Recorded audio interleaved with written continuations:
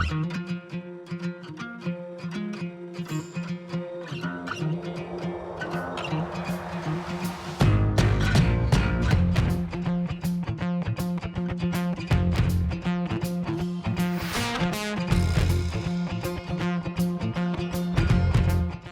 replace a valve assembly on a Flomax toilet, start by using an adjustable wrench to remove the water inlet hose from the water valve inlet.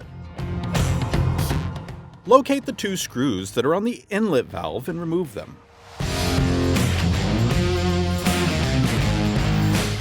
While gently pulling the inlet valve, use a flat blade screwdriver to press on the tabs on top and the bottom of the inlet valve to release the valve from the base.